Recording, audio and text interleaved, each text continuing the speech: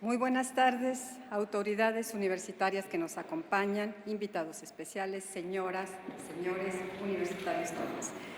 Desde que fue creada esta cátedra Julio Cortázar hace 28 años, ha sido una muestra de la enorme generosidad de sus fundadores, los escritores Gabriel García Márquez y Carlos Fuentes. Forma parte de su legado para esta universidad y en general para el conocimiento universal. En nombre de las autoridades de este Centro Universitario de Ciencias Sociales y Humanidades de la Universidad de Guadalajara, tengo el honor de dar una muy cordial bienvenida a Roger Chartier.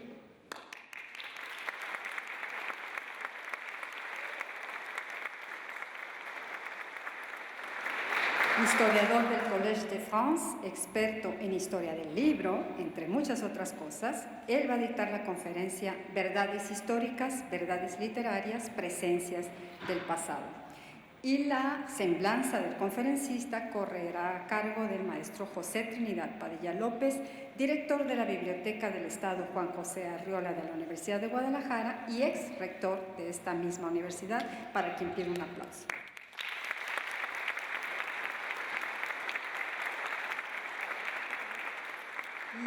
Este año es especial para la Cátedra Julio Cortázar porque se cumplen 10 años del fallecimiento de nuestro patrocinador, el escritor mexicano Carlos Fuentes, por lo que cada una de las actividades de este año y hasta mayo del año próximo estarán dedicadas a su memoria para celebrar su vida y recordarlo aquí con todo el agradecimiento y rendirle el honor que se merece.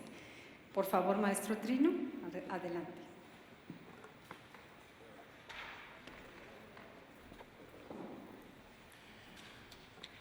Muy buenos días tengan todas y todos ustedes.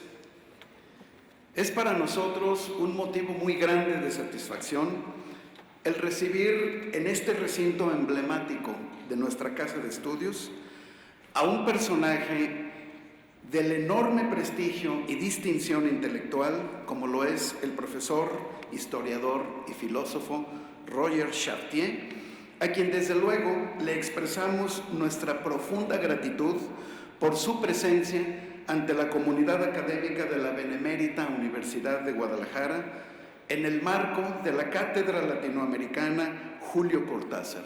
Sea usted, profesor, muy bienvenido a nuestra aula magna, el Paraninfo Enrique Díaz de León. El profesor Chartier es uno de los pensadores más reconocidos en el ámbito de la historia de la cultura y particularmente de la escritura y del libro como expresión sociocultural. Nacido en Lyon, Francia, en diciembre del año 1945, realizó sus estudios en la secundaria en el Instituto Ampère de Lyon y luego, durante los años de 1964 a 1969, ingresó a estudiar en la Escuela Normal Superior de Saint-Cloud, al mismo tiempo que obtendría su licenciatura en la Universidad de la Sorbona, titulándose como historiador en 1969. Desde principios de la década de los 70, inició sus actividades como profesor ayudante en Historia Moderna en la misma universidad, y posteriormente logró el puesto de director de estudios en la Escuela Superior de Estudios en Ciencias Sociales. En el año 2006, Chartier es homenajeado consiguiendo el título de profesor del Collège de France en la Cátedra de Escritura y Cultura en la Europa Moderna. Chartier pertenece a la llamada cuarta generación de historiadores de la Escuela de los Anales, participando activamente en el desarrollo de un movimiento de transición conocido como el de la nueva historia, es decir, otra historia, una historia desde abajo, historia de los hechos cotidianos, de la mentalidad de la gente, de nuevos hechos, objetos y eventos históricos, la llamada historia de las mentalidades y, más concretamente, la historia de la cultura. Sus teorías y postulados son referencia desde hace muchos años para muchos profesores en todo el mundo que imparten la asignatura de Historia Contemporánea. Gracias a sus planteamientos estudios e investigaciones teóricas y metodológicas, se ha logrado ingresar de nuevo a distintos aspectos que eran omitidos por la forma tradicional de hacer ciencia, permitiendo que los textos adquieran de nuevo vida cuando son recuperados no solo por el simbolismo y significado de lo que contienen, sino por su uso en la práctica social. Chartier toma como inicio la materialidad de los objetos culturales y su participación e importancia en la vida social. Esto significa que no basta con estudiar el significado de los textos, sino que también es necesario comprender los fenómenos de apropiación de los mismos. Concepto central en las ideas de Chartier, el uso de la apropiación implica entender el significado sin dejar de lado el impacto del contexto histórico. Esto permite entender los objetos, los hechos y la forma de pensar con un nivel de profundidad y abstracción superior al que se puede lograr con un entendimiento burdo y superficial. Otro aspecto importante de este concepto es su alcance, ya que no solo se restringe al área disciplinaria del historiador. Profesionales de disciplinas como la sociología, la filosofía, la antropología, entre muchas otras, deben tener estos conceptos internalizados al momento de entender las aristas del ser humano, dado que el elemento común en todas estas disciplinas es justamente el estudio del hombre. Desde luego, esta postura para ver la historia no es nueva, ni tampoco exclusiva de los historiadores, según palabras del propio Roger Chartier, sino que se extiende a los ámbitos de otras disciplinas afines como la filosofía y la antropología. Chartier nos recuerda, por otro lado, el sueño de la biblioteca universal, sobre todo en el instante en el que la conversión digital es prometedora de la eliminación de las fronteras del conocimiento, pero nos advierte de los riesgos de la pérdida de la memoria en el texto escrito que nos produce el placer de la lectura y que dan razón de ser a nuestras tan apreciadas bibliotecas.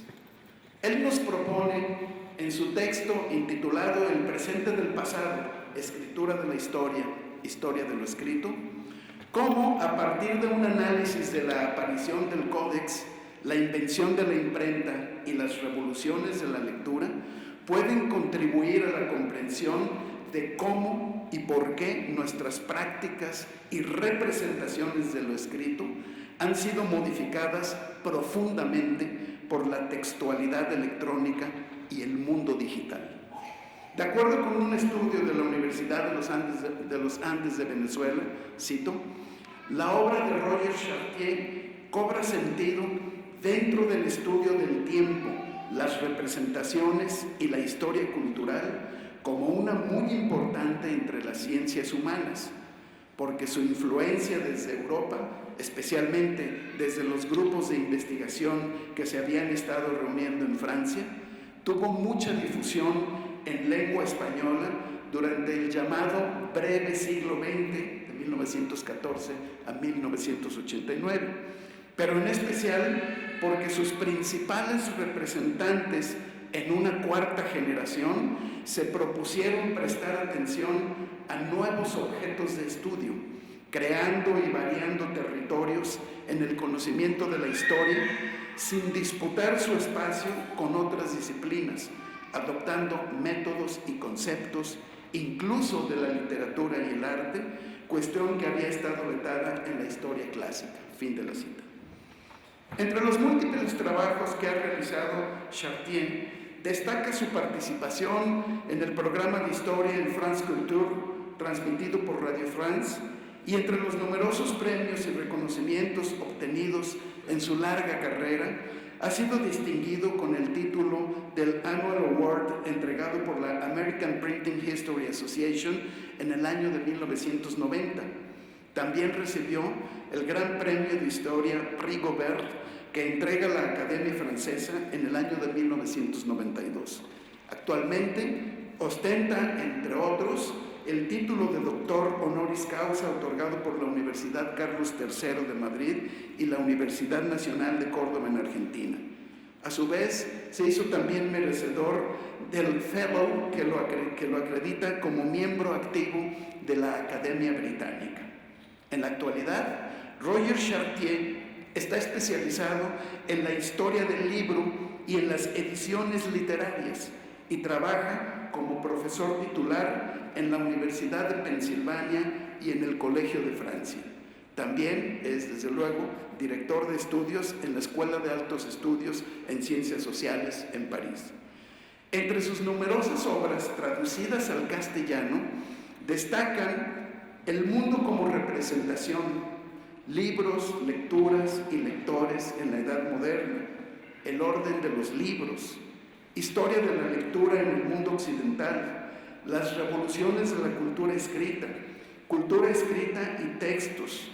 Realizó también múltiples colaboraciones en distintos trabajos y obras colectivas, como por ejemplo el libro Un cambio de perspectiva, que hizo en colaboración con Daniel Roche, Jacques Le Goff y Pierre Nora, así como el volumen tercero de Hacer la historia, dirigido también por Jacques Le Goff, La nueva historia, la historia de la vida privada, en una colección dirigida por Philippe Arié y por Georges Duby, y otras más.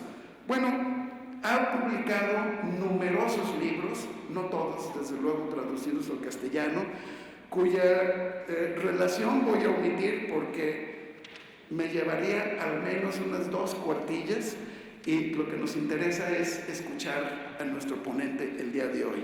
Se comprende por ello, por todo lo que hasta aquí hemos dicho, que no es posible exagerar la importancia que tiene Roger Chartier en el ámbito de los estudios históricos contemporáneos acerca de los imaginarios, el tiempo, la escritura, los libros y la cultura en general.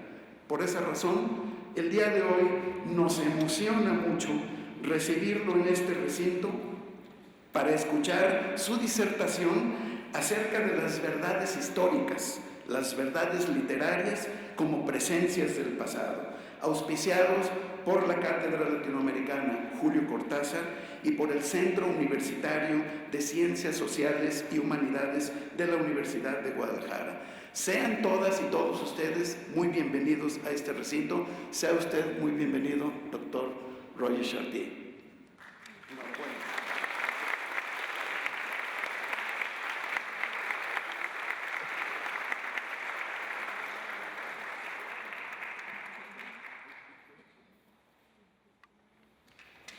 Bien, muy buenos días. En primer lugar, quisiera agradecer a la Cátedra Julio Cortázar de la Universidad de Guadalajara su invitación. Es un gran honor para mí dictar esta conferencia en una cátedra que asocia a 3 escritores que admiro: Julio Cortázar, por supuesto, Carlos Fuentes y Gabriel García Márquez, y una cátedra que recibió prestigiosos conferencistas, tal como Jean Meyer, Carlo Ginzburg, Eric Hobsbawm o Alberto Manguel, para pensar solamente en mi propio campo de investigación. Quisiera también agradecer al maestro José Trinidad Padilla López su demasiado generosa presentación, y a la doctora Dulce María Zúñiga su atención en la preparación de esta conferencia. Siempre los historiadores han sido lamentables profetas, pero a veces, para recordar que el presente está hecho de pasados heredados, sedimentados, pudieron contribuir a un diagnóstico más lúcido sobre las novedades que seducían o espantaban a sus contemporáneos. Es esta certeza la que inspiraba a Lucien Febvre cuando, en una Europa todavía herida por la Primera Guerra Mundial, pronunció en 1933 su lección inaugural de la Cátedra Historia de la Civilización Moderna en el Collège de France. Su vibrante defensa a favor de una historia capaz de construir problemas, hipótesis, no estaba separada de la idea según la cual la historia, como toda ciencia, decía, cito, no se hace en absoluto dentro de una torre de marfil, se hace en la misma vida y por seres vivos que están inmersos en el siglo. 17 años más tarde, en 1950, Fernand Braudel, quien le sucedió en esa cátedra, insistía aún más en las responsabilidades de la historia y de los historiadores en un mundo conmocionado por segunda vez y privado de las certezas difícilmente reconstruidas en los años 30. Para Braudel, al distinguir las temporalidades articuladas que caracterizan cada sociedad, era posible entender el permanente diálogo instaurado entre la larga duración y el acontecimiento y, así, identificar, tanto cito, las profundas rupturas más allá de las cuales la vida de los hombres cambia por completo, como la larga duración, entendida como la piedra de toque de todas las ciencias sociales. Estas proposiciones de los fundadores de la Escuela de Lausanne pueden guiar todavía nuestras reflexiones, pero debemos también medir la distancia que nos separa de ellos. Hoy en día, la obligación de los historiadores no consiste en reconstruir la disciplina histórica tal como lo exigía en 1930 y en 1950 un mundo 2 veces en ruinas, sino en comprender y aceptar que ellos, los historiadores, no tienen en nuestras sociedades el monopolio sobre la representación del pasado. Las insurrecciones de la memoria, así como las seducciones de la ficción, son potentes competidoras. Hoy en día, los historiadores saben que el conocimiento que producen no es más que una de las modalidades de la relación que las sociedades mantienen con el pasado. Las obras de ficción, al menos algunas de ellas, y la memoria, sea colectiva o individual, también dan presencia al pasado. Una presencia a veces o a menudo más poderosa que la que establecen los libros de historia. De ahí una pregunta fundamental para esta conferencia. ¿Cómo pensar la compatibilidad, o mejor aún, la indisociabilidad entre la pertenencia de la escritura histórica, sea cual fuere, a la clase de los relatos, y su capacidad para producir un conocimiento verdadero, específico, particular? La fuerza crítica de la historia no debe limitarse a desenmascarar las falsificaciones y las imposturas. Debe someter las construcciones explicativas de las realidades pasadas a las categorías de validación, de prueba, que permiten distinguir entre las interpretaciones que son aceptables y las que no lo son, sin por ello rechazar una posible pluralidad de interpretaciones científicamente fundadas. Esta pregunta respecto del estatuto epistemológico propio de la historia ha adquirido una importancia particular en nuestra época, amenazada por la fuerte seducción de las historias imaginarias o de las falsificaciones históricas, ambas destinadas a justificar identidades, ideologías políticas.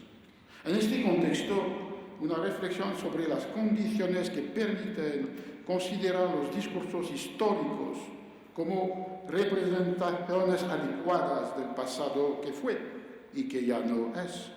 Resulta una tarea fundamental.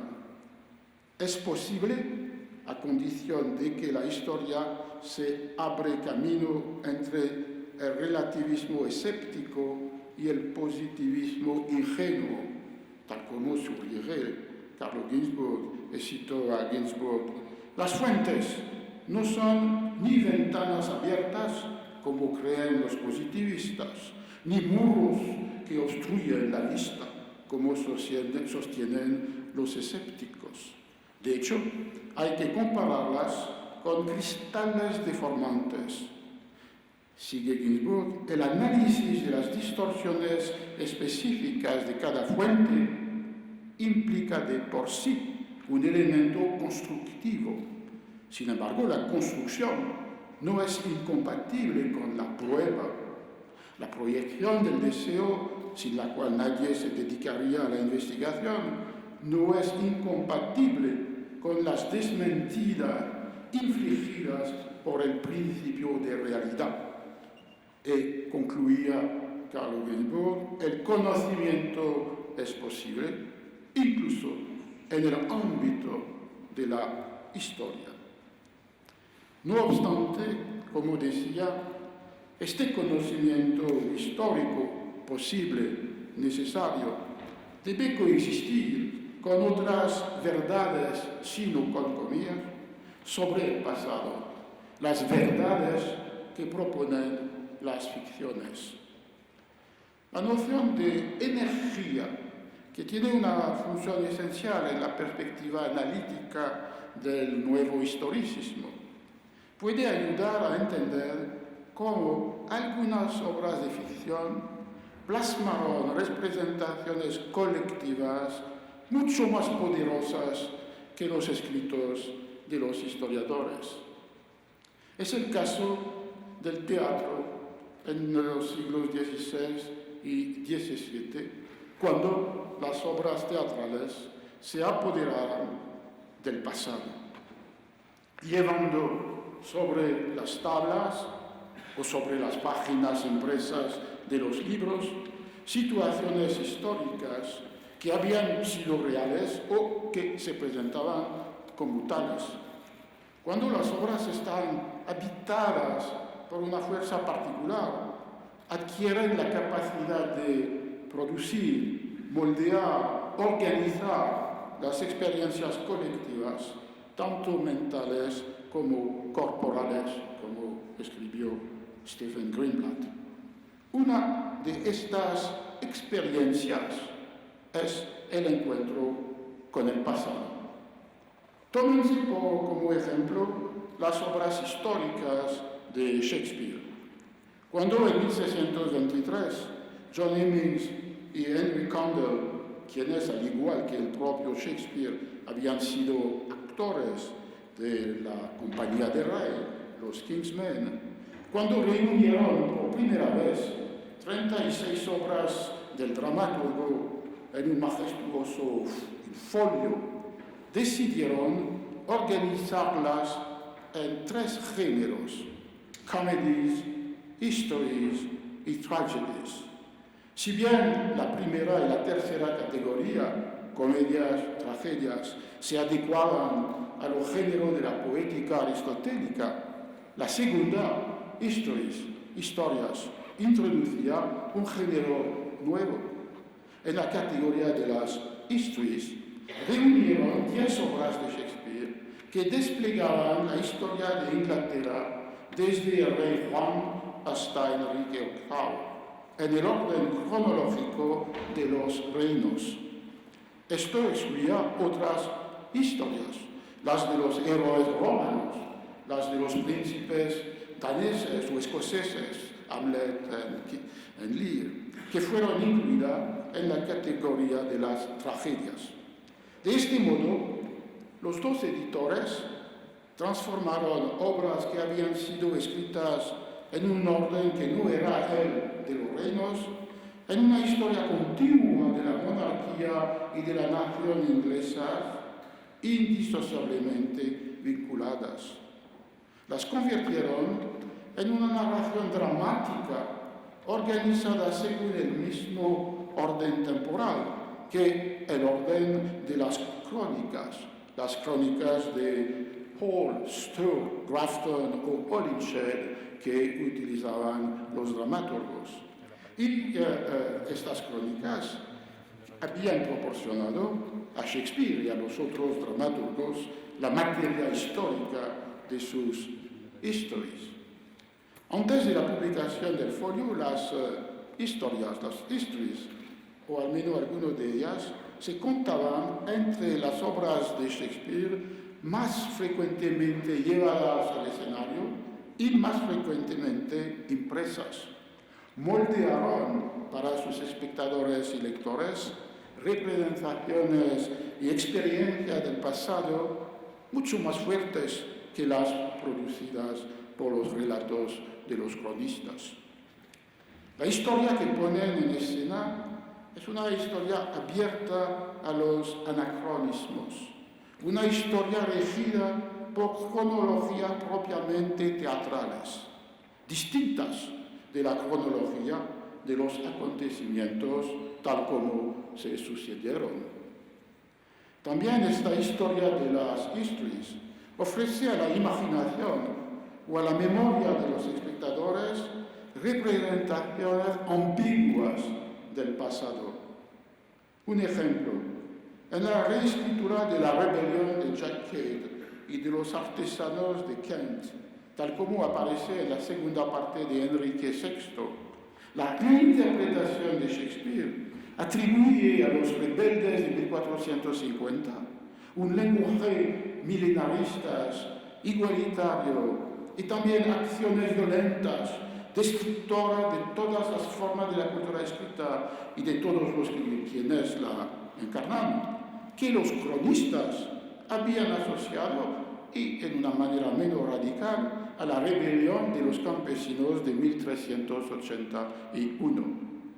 De ahí en esta representación anacrónica del evento histórico, una ambivalencia que recupera las aspiraciones y gestos de las revueltas populares al tiempo que ridiculiza el jefe de los rebeldes de 1450, este Jack Cade cruel, manipulado, que proponía instaurar un mundo al revés, carnavalesco, sin escritura, sin moneda, sin diferencia, que se encontraba burlado por sus propios tenientes. La representación era contradictoria, inestable, anacrónica, abierta a la pluralidad de las interpretaciones. Por otro lado, el tiempo de las historias dramáticas no era o no solo era el tiempo humano de los acontecimientos, de las decisiones y derrotas, de los deseos y conflictos. También era el tiempo de la fortuna, que de modo inevitable hace que la caída suceda al triunfo, la miseria a la gloria.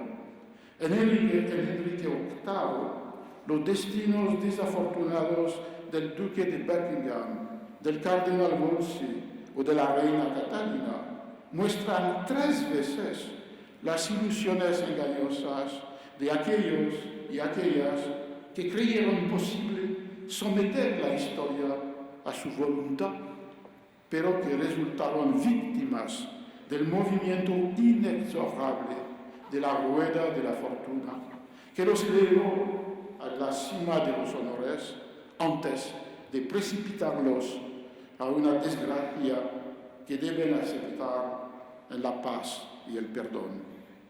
Y hay un tiempo más en la historia, que es el tiempo de los designios de Dios. Los hombres no pueden descifrarlo, salvo cuando son invadidos por palabras que no son las suyas y de las cuales son simplemente intérpretes. Es el caso de los profetas inspirados que anuncian tanto el desastre por venir, como el obispo Carlyle en Ricardo II, o bien la promesa de una edad de oro, como Thomas Cranmer en Enrique VIII. A excepción de estos momentos raros, extraordinarios, el sentido de lo que sucede sigue siendo opaco para los mortales, sean príncipes o campesinos. La perpetuación de la fuerza de las historias shakespearianas proviene de su capacidad para mostrar las incertidumbres de los tiempos, las contradicciones de los individuos, la imposibilidad de atribuir un sentido seguro, único, estable a los acontecimientos. En este sentido, su verdad era más poderosa que la verdad de las crónicas. En el siglo XIX, la novela es el género que se apoderó del pasado y que lo hizo en un nuevo orden del discurso, caracterizado por la invención de la literatura, tal como la entendemos hoy. A partir de la segunda mitad del siglo XVIII, la palabra literature, se apartó del significado que le había identificado con la erudición durante los siglos anteriores. En el diccionario de Furtière, 1690, el término literatura se define así: literatura, conocimiento profundo de las letras. Scaliger, Lipsius y otros críticos modernos eran personas de gran literatura, de una erudición sorprendente. Incluso cuando la literatura es sinónimo de bellas letras, como en el diccionario de Richelieu, 1680, la definición no distinguía entre creación estética y obras de saber. Cito: las bellas letras son el conocimiento de los oradores, poetas e historiadores. Es solamente en el siglo XVIII, en su segunda mitad, que se instauró una distinción. En 1762, el diccionario de la Académie Française, si bien mantiene la definición docta de literatura como erudición, en el artículo letras define las bellas letras, las belles lettres, de la siguiente manera: se entiende por bellas letras a la gramática, la elocuencia y la poesía. La historia dejó de pertenecer al ámbito de las bellas letras, y la literatura, cuando se la identificaba con ellas, ya no era más erudición.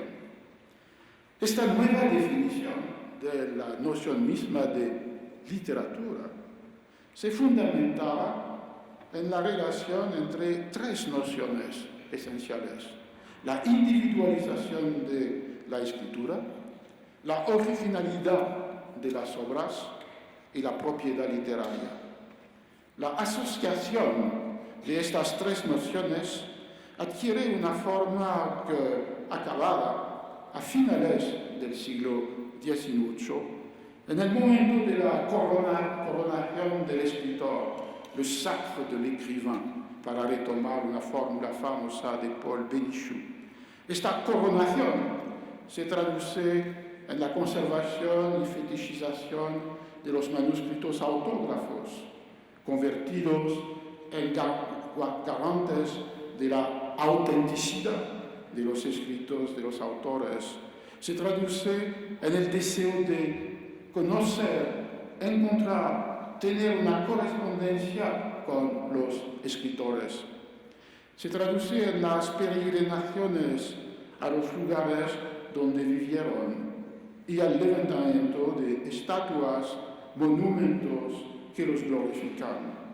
En el siglo XIX, este conjunto de gestos culmina en un hecho de considerable importancia, la construcción de la figura del escritor nacional que expresa el alma misma de su pueblo.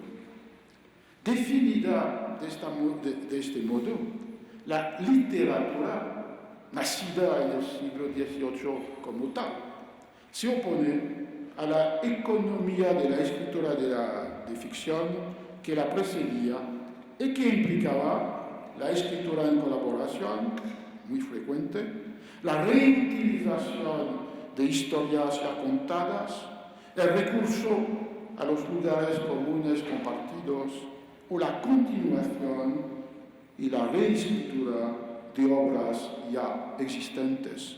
Se ve una oposición término por término con el concepto de individualización y la noción de originalidad. Hasta mediados del siglo XVIII persiste también una fuerte conciencia de la dimensión colectiva de todas las producciones textuales, inclusive cuando son el producto de una colaboración, y un escaso reconocimiento del autor. Sus obras no son de su propiedad, pertenecen al librero o impresor editor. No se conservan sus manuscritos. Su vida no inspira ninguna biografía, sino solo recopilaciones de anécdotas.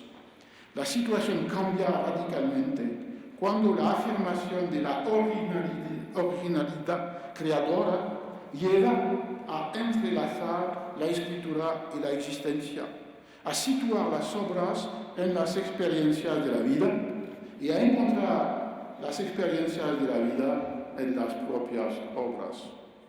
De ahí el nacimiento del género de la biografía literaria en el siglo XVIII y de ahí también la necesaria advertencia contra la utilización retrospectiva y anacrónica de las categorías subjetivas, psicológicas, propias de la edad de la literatura, que no hacen más que ocultar la discontinuidad fundamental que distingue la estética literaria romántica y moderna del régimen poético y retórico que la precede.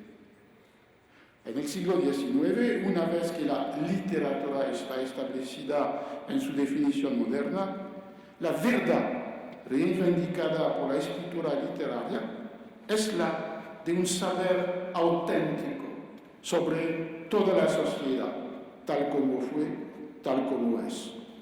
Puesto que los historiadores de la época, fascinados por los grandes acontecimientos, los grandes personajes, dejan esta verdad de lado, la tarea fundamental que se da la novela consiste en tomar a su cargo el conocimiento verdadero del mundo social, en el pasado, en el presente. Es lo que afirma Manzoni, oculto detrás de un interlocutor imaginario, en su libro De romanzo storico, publicado en 1845 y citado por Carlo Ginzburg. Cito Manzoni: el novelista debe poner ante mis ojos, porque es este interlocutor imaginario que habla, el novelista debe poner ante mis ojos, en una forma nueva y especial, una historia más rica, más variada, más acabada, en comparación con aquella que se encuentra en las obras a que más comúnmente y como por antonomasia se da ese nombre. La historia que de vuestra merced esperamos no es un relato cronológico de tan solo hechos políticos y militares, y como excepción de algún acontecimiento extraordinario de otro tenor, sino una representación más general del estado de la humanidad en un momento, en un lugar naturalmente más acotado que aquel donde habitualmente se expenden los trabajos de historia en el sentido más usual del término.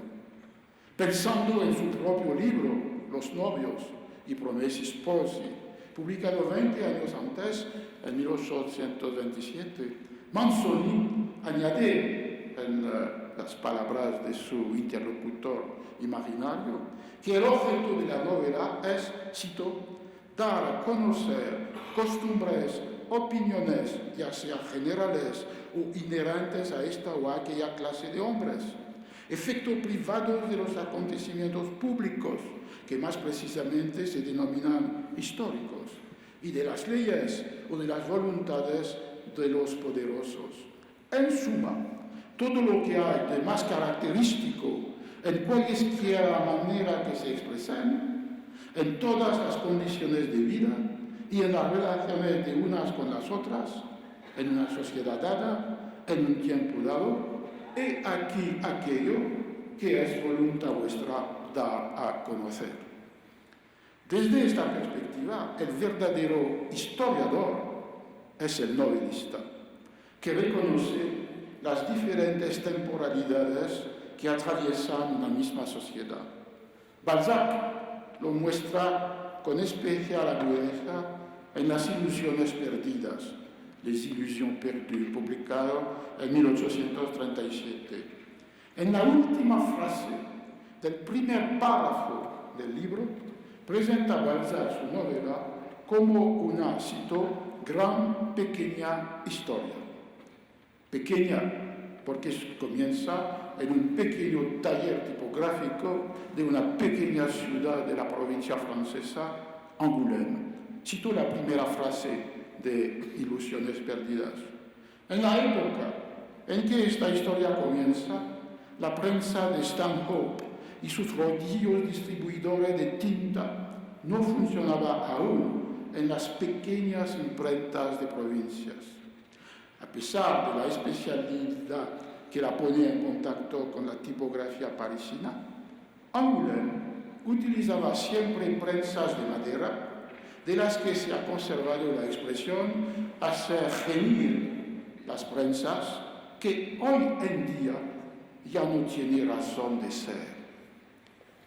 En realidad, esta pequeña historia se transforma en una gran historia, porque el contraste entre las pobres prensas de madera del taller de Angoulême y las prensas mecánicas de los talleres de la capital expresa las esperanzas de todos aquellos que quieren dejar una provincia anticuada, despreciada, por la capital, París, donde las ilusiones inspiran los hombres y las mujeres y donde se pierden.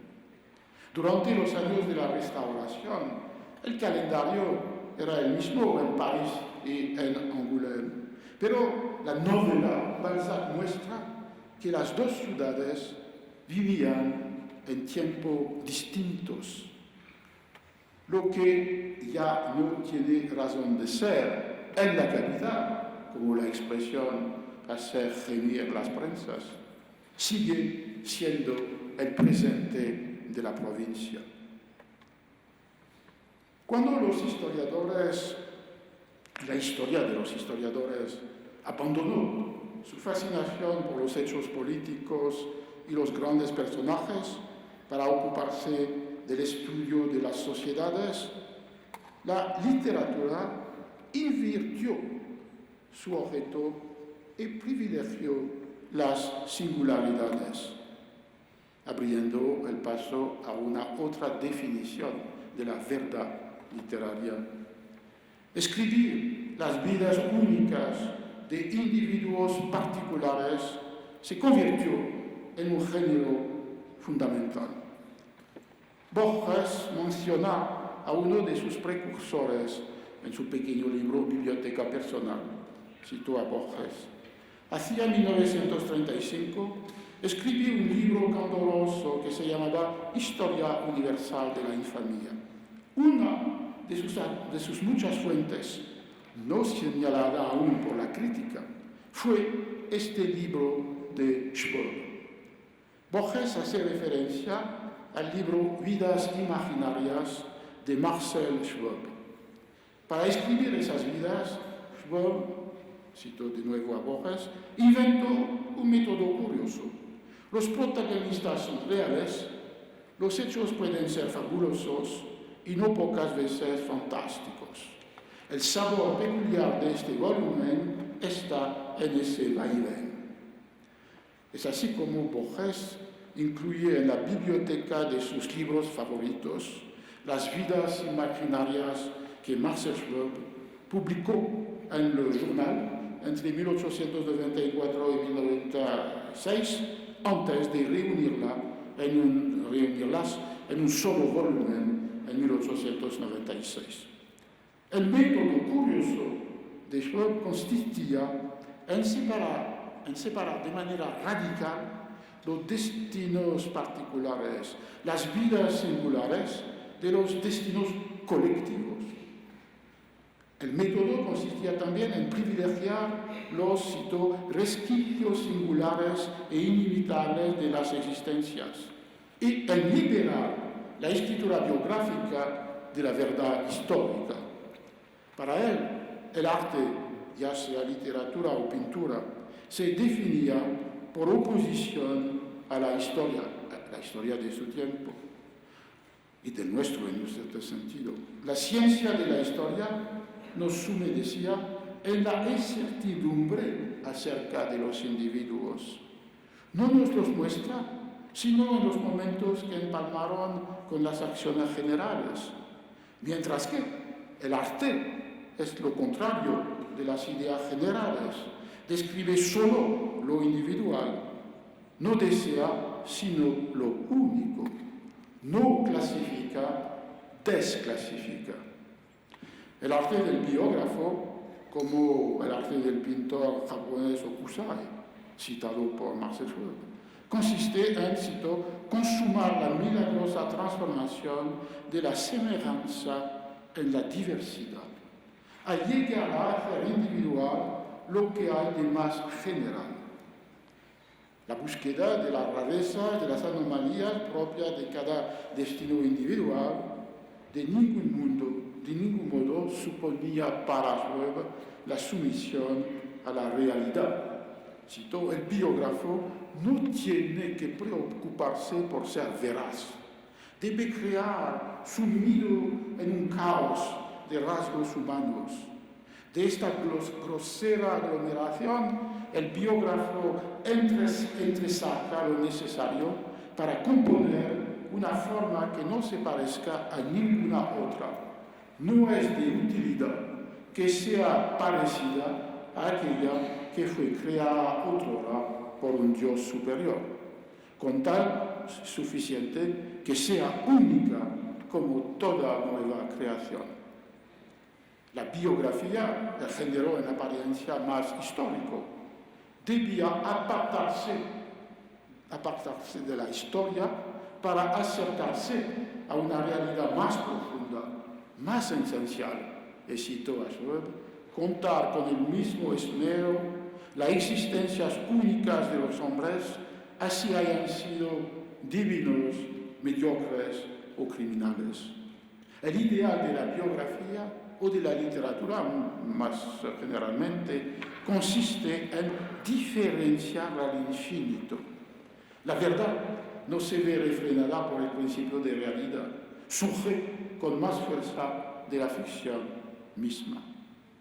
Tomando este camino, una grande parte de la literatura del siglo XX se apropió de lo que la historia de las poblaciones y economías, sociedades y mentalidades ignoraba o ocultaba, a saber, las vidas únicas, oscuras, frágiles.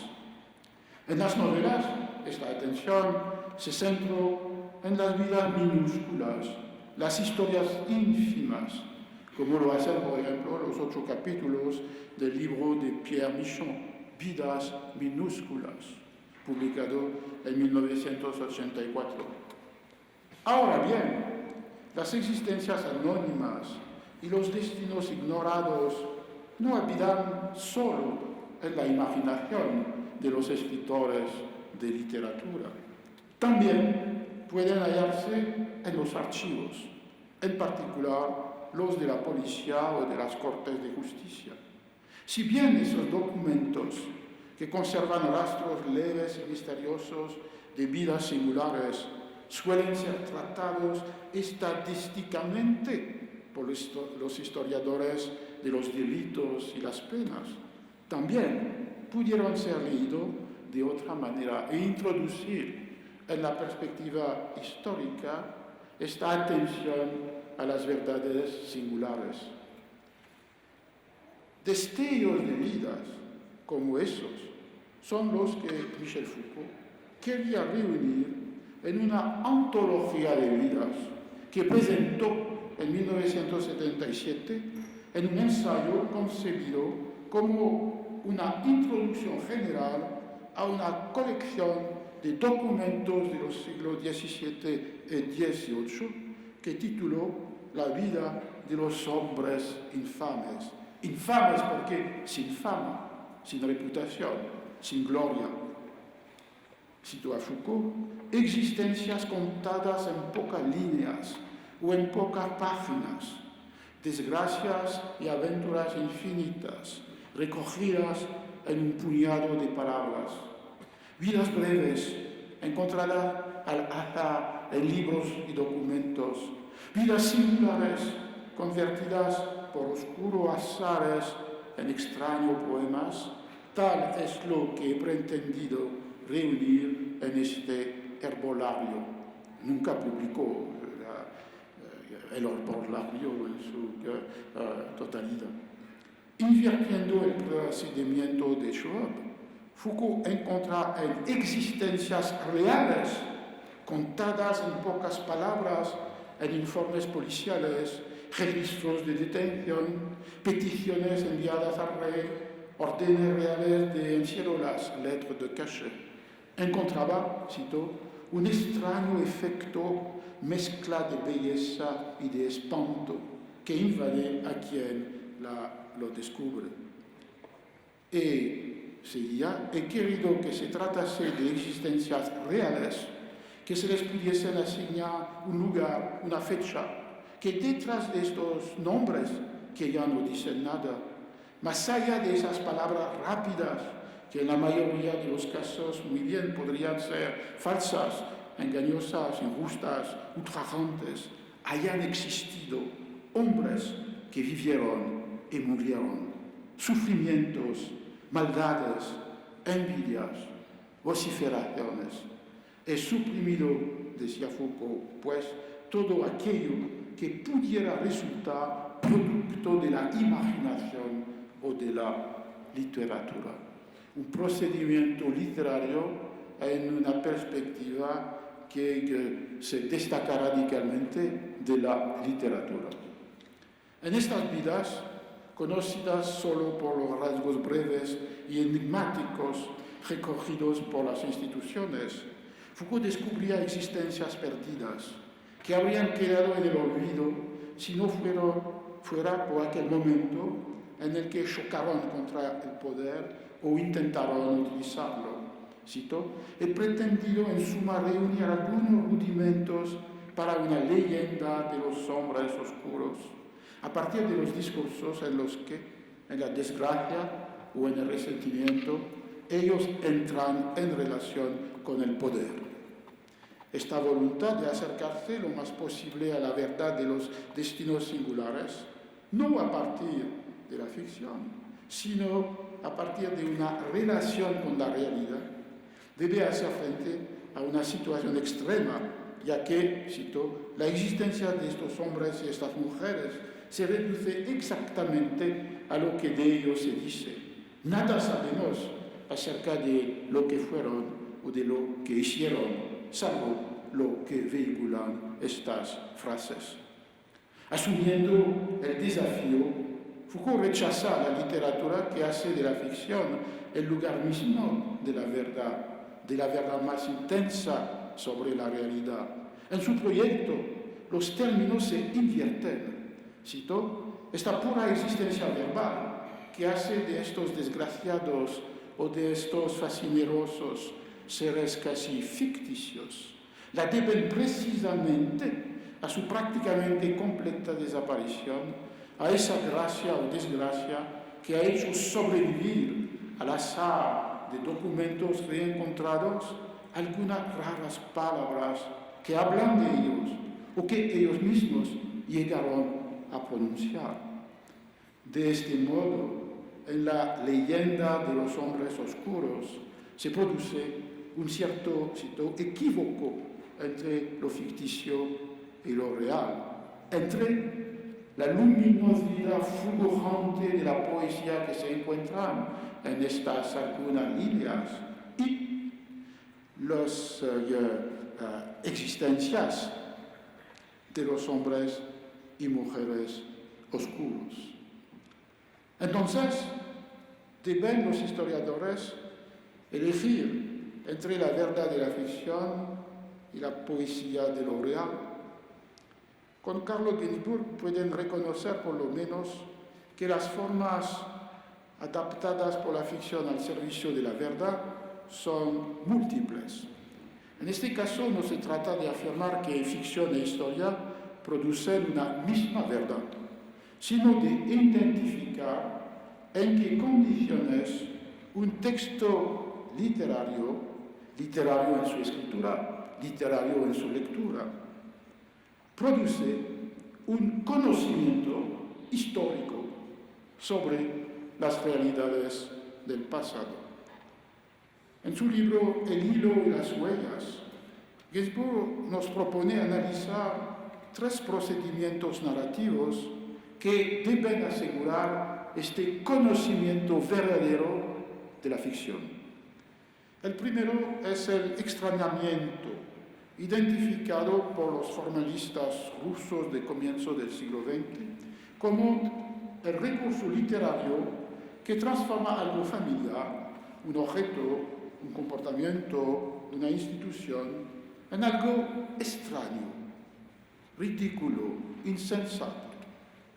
Se reivindica entonces una docta ignorancia que rechaza la percepción ciega de las evidencias, la aceptación automática de las costumbres, la sumisión al orden de las cosas. Las figuras del iletrado sabio, del salvaje civilizado, del campesino cuerdo, o bien los animales de las fábulas, o las inversiones de las estampas que representan el mundo al revés. Todos y todas encarnaron en los escritos o en las imágenes estos modos paradójicos que revelan verdades ocultas o ignoradas. Un segundo procedimiento propio de la lectura consiste de ir desde la verdad estética, que supone la suspensión de la incredulidad, hasta hacia la verdad crítica, que atribuye a un pasado invisible huellas de la historia y que trata este pasado a partir de las operaciones propias del trabajo historiográfico. Se trata en este caso de invertir el enfoque o el proceder del nuevo historicismo, que focaliza la atención sobre la apropiación estética de los discursos, de las prácticas del mundo social. Pues se trata de retroceder de la ficción al documento o a la realidad histórica que da su razón. Ginzburg, inspirado por el libro de Jean Chaplin de la lecture des vieux romans, escrito en 1646, afirma así que es posible descubrir verdades históricas en las ficciones y entonces, cito, construir la verdad sobre esas ficciones, construir la historia verdadera sobre la ficticia. Un tercer procedimiento inscribe la verdad histórica en la ficción novelesca. Es el empleo del discurso directo libre que introduce en el relato en tercera persona suspendido por un momento, los pensamientos secretos, íntimos, mudos de los protagonistas. Carlos Guimond señala que este procedimiento parece vedado a los historiadores, ya que por definición el discurso directo libre no deja huella documental. Seguía, estamos en una zona ubicada más acá o más allá del conocimiento histórico e inaccesible para este. Pero sin embargo, observaba que los procedimientos narrativos pueden crear preguntas, atraer documentos potenciales y concluía en este sentido un procedimiento como el discurso directo libre, nacido para responder en el campo de la ficción a una serie de preguntas planteadas por la historia, puede ser considerado un desafío intelecto lanzado a los historiadores. Y un día, tal vez, ellos podrían responder a este desafío. Esta, me parece, nos conduce a una última serie de reflexiones. Estos complejos juegos entre verdad histórica y verdad literaria, la apropiación por parte de la ficción de las técnicas de la historia, a menudo ha subrayado el estatuto de conocimiento de la disciplina. Aquí está no más la apropiación del proceder literario por la escritura de la historia, sino al revés, la apropiación por la ficción de técnicas o operaciones propias de la historia.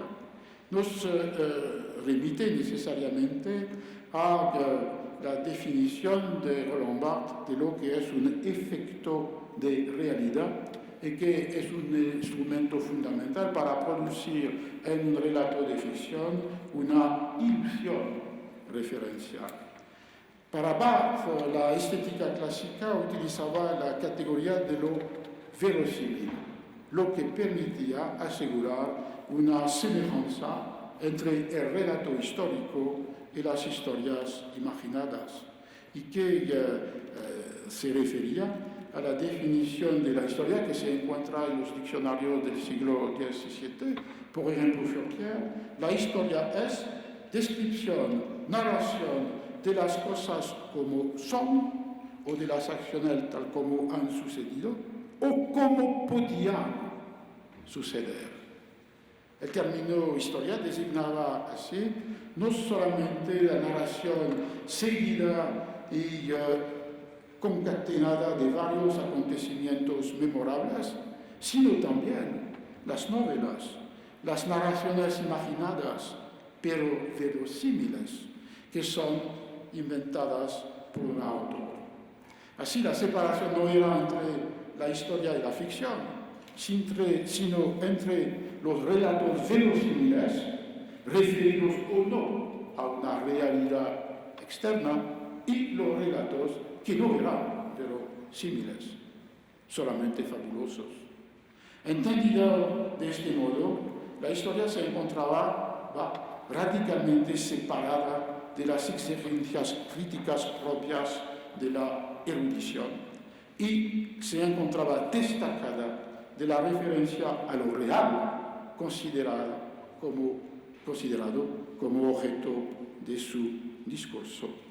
Alors, al abandonar esta categoría de lo verosímil, la ficción debía establecer otra relación con lo real, multiplicar como consecuencia las anotaciones concretas destinadas a dar a la ficción un peso de realidad y producir así, con estos efectos de realidad, las referencias ilusorias. Y en esto invitó a la historia, para la cual la presencia de referencias a la realidad es aún más importante.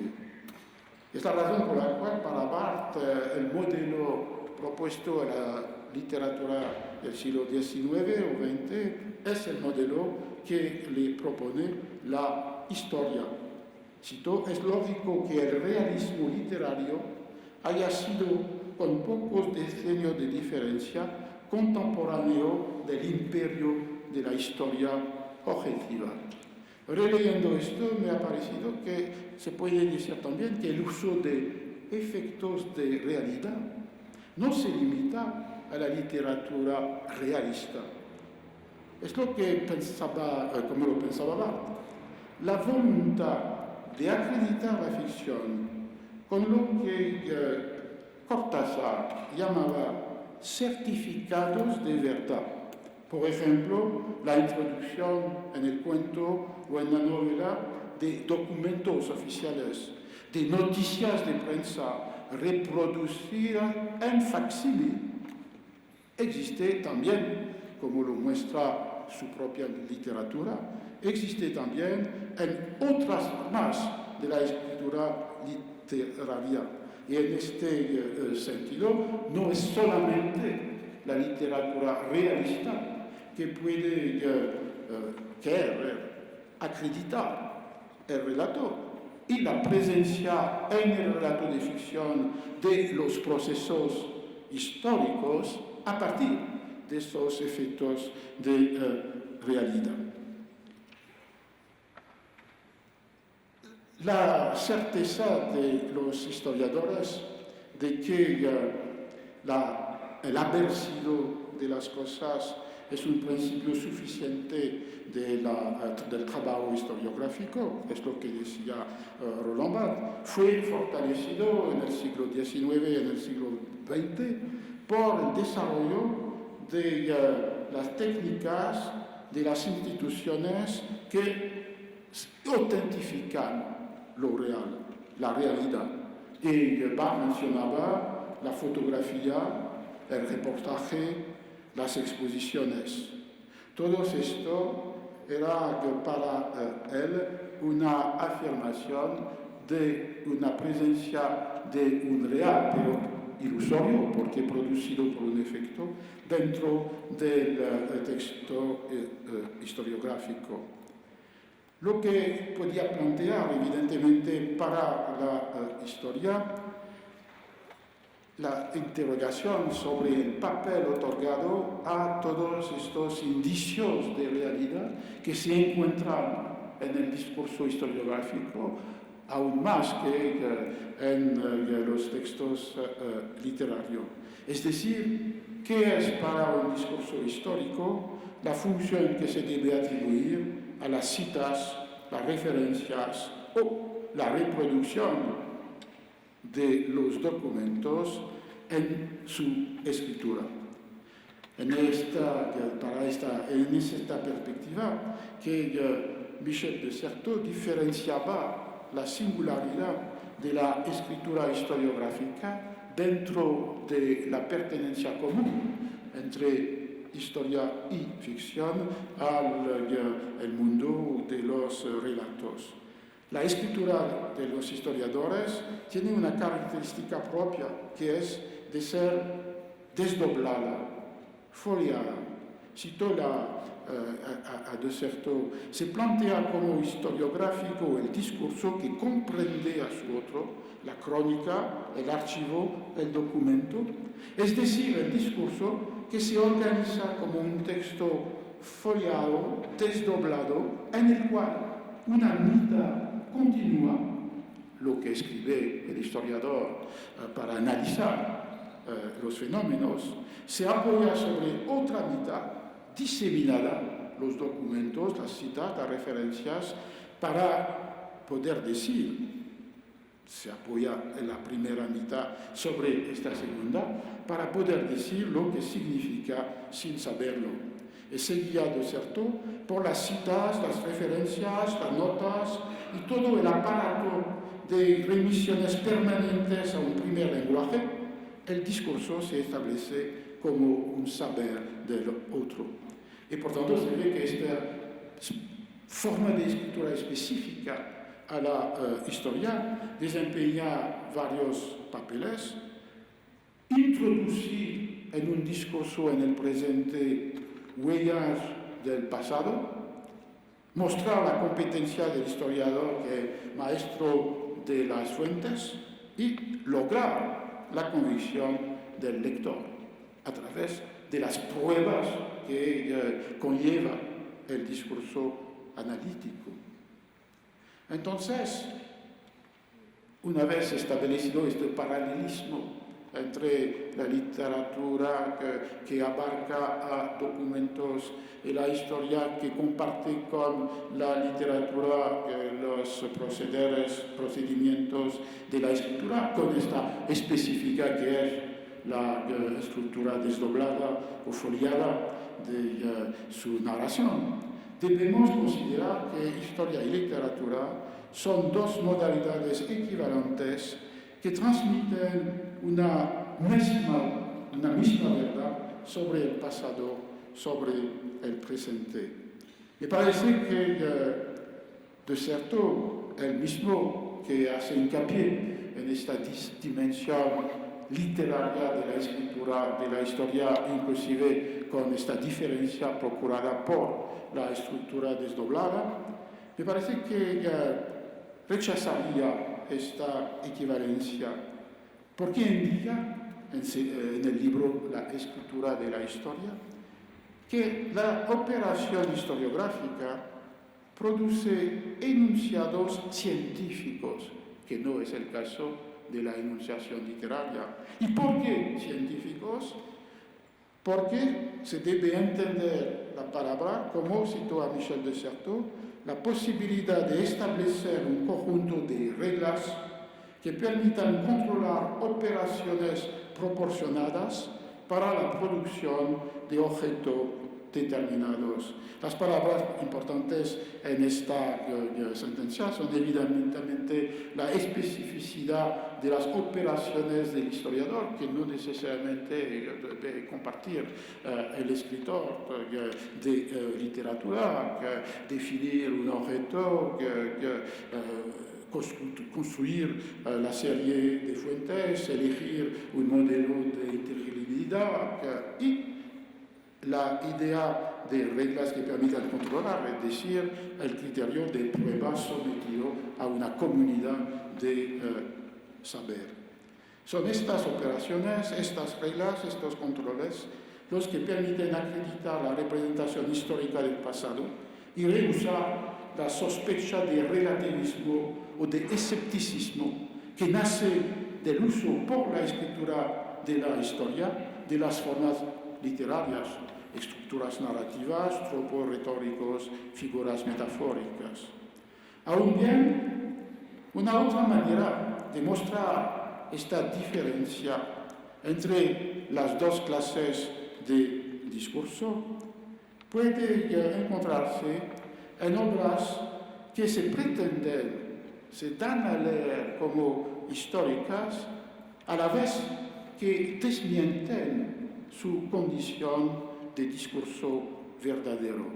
Es el caso de un libro extraordinario, que es la biografía del pintor Josep Torres Campalans, publicada por Max Raupp en México en 1958. Esta obra pone al servicio de una biografía todas las técnicas modernas de acreditación del discurso histórico, todas estas técnicas mencionadas por Roland Barthes. Quiero decir, las fotografías que muestran a los padres del pintor o al pintor en compañía de su amigo Picasso en Barcelona. Los artículos de los periódicos franceses que habían publicado declaraciones de Campalans en 1912 y 14 antes de su salida para México. La publicación de un cuaderno verde en el que Campalans anotó observaciones, aforismos, citas. El catálogo de sus obras, confeccionado por un joven crítico irlandés en 1942. La transcripción de conversación que Max Raupp tuvo con Campalans cuando lo encontró en San Cristóbal de las Casas en 1955. Y finalmente, las reproducciones de las propias obras que fueron expuestas en México en 1958, cuando salió el libro, y luego en la Bodleian Gallery de Nueva York en 1962, con motivo de la presentación de la traducción inglesa de la obra. Así pues, este libro exhibe todas las técnicas de autentificación de la realidad mencionadas por Roland Barthes: fotografías, reportajes, exposiciones. Y, no obstante, Josep Torres Campalans nunca existió. Max Aub, que conocen, un socialista español que se exilió a Francia tras la caída de la República y que se refugió en México para huir de las persecuciones del régimen de Vichy en Francia, inventó a este pintor imaginario y pintó sus cuadros para burlarse de las categorías más apreciadas por los historiadores del arte de su tiempo: la explicación de las obras a partir de la biografía, la elucidación del sentido oculto, misterioso de los cuadros, lo arbitrario de las técnicas de atribución y de datación, e incluso el uso de las nociones de influencia y de precursor, que, aunque contradictorias, no dejaban de estar utilizada y asociada por la crítica de arte. Así bien, Campalans fue influenciado por Matisse, Picasso, Kandinsky, Mondrian, y las fechas de sus obras indicadas en el catálogo muestran que fue el precursor absoluto del cubismo, del art negro, del expresionismo y de la pintura abstracta. Los primeros cuadros de cada una de esta tendencia estética fueron pintados por Josep Torres Campalans. Hoy en día, el libro de Max Aub puede leerse de otra manera. Al emplear los modos de autentificación de la realidad que comparten la escritura histórica y la invención literaria, muestra este libro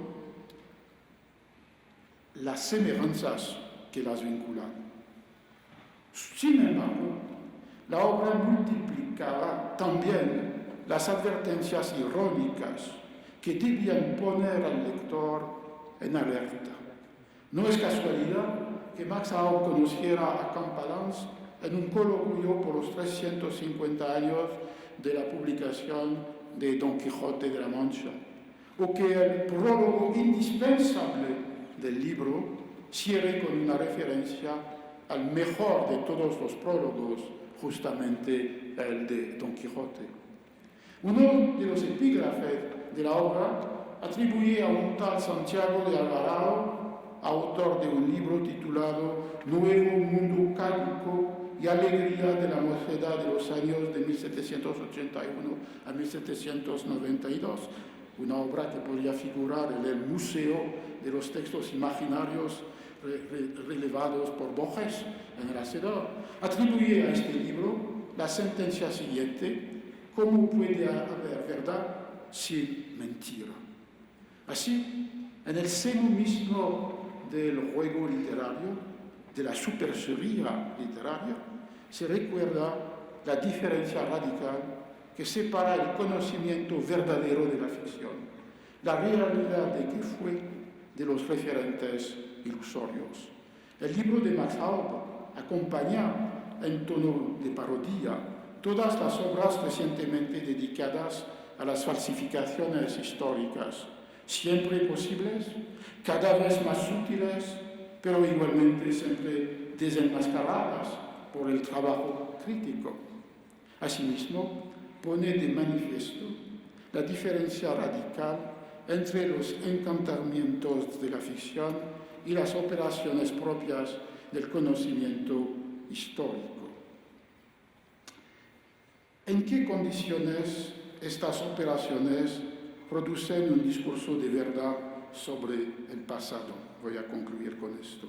Para Paul Ricoeur, el filósofo francés, la idea de la objetividad histórica merece ser defendida contra todas las tentaciones del relativismo que privaría a la historiografía de su primera ambición, la de ofrecer una imagen adecuada del pasado. Esta ambición es la condición de posibilidad de lo que por Ricoeur llamaba una memoria equitativa. Equitativa porque obliga a las memorias particulares, conflictivas, opuestas, a confrontarse con una representación del pasado ubicada en el orden de un saber universalmente aceptable. La representación histórica, que Ricoeur designa con el término de representancia, entendida como la espera vinculada al conocimiento histórico de las construcciones que constituyen reconstrucciones del curso pasado de los acontecimientos, produce una verdad. Desde luego que sí. Si se entiende esta verdad como una adecuación mediante lugartenencia, como una modalidad de conocimiento dada en un relato que al mismo tiempo se propone mostrar los acontecimientos tal como ocurrieron realmente, según la famosa fórmula de Ranke, sin olvidar, sin embargo, que, cito de nuevo a Ricoeur, un relato no se parece al acontecimiento que relata. Esta formulación de Ricoeur lleva a pensar en la de un escritor francés famoso, interesante, sabio, Pascal Guignard.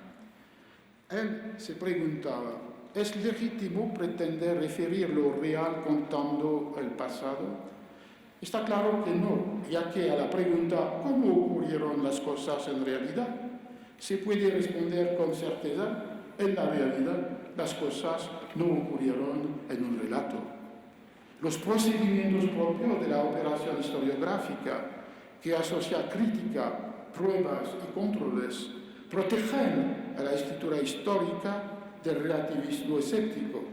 Sin embargo, la representación que ésta propone del pasado no es la de un pasado entendido como relato, sino un conocimiento del pasado que se sitúa, como afirmó la última cita de Carlo Ginzburg, en el entremado entre realidad y ficción, entre verdades y posibilidades. Conclusión, si es posible. La historia se ve profundamente desafiada cuando la literatura o la memoria toman a su cargo la representación del pasado y afirman la autoridad de la ficción o del recuerdo ante el malestar en la historiografía, para retomar una expresión de Joseph Yerushalmi. Esta razón por la cual la historia debe afirmar o reafirmar la especificidad de su régimen de conocimiento. Al demostrar su capacidad para desenmascarar falsificaciones pasadas o presentes, la historia asume la tarea que le corresponde, denunciar las verdades alternativas, destruir las certezas absurdas, establecer lo que fue. En esto radica su deber crítico, su obligación cívica, y podría decir, como deber y obligación, proteger a los pueblos contra las falsificaciones engañosas, contra los falsos líderes que pinto aquí Orozco.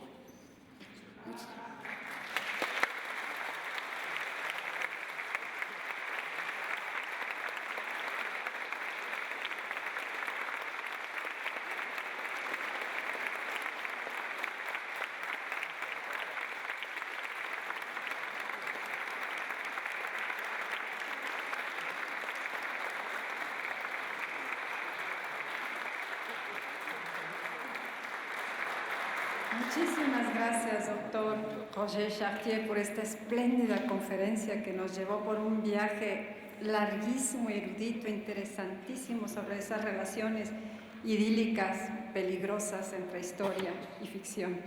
Muchas gracias, maestro Trinidad Padilla López, por su espléndida presentación documentada y exacta.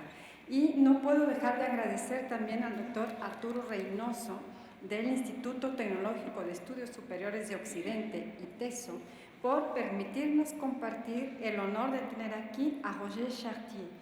El que esté aquí, el doctor Chartier, es también el resultado de una bella relación entre el ITESO y la Universidad de Guadalajara, porque concurrimos para tenerlo aquí, porque él vino también a celebrar los 450 años de la Compañía de Jesús en la América septentrional en el ITESO en días pasados. Así que muchísimas gracias a ustedes y a ustedes por estar aquí y hasta la próxima. Buenas tardes.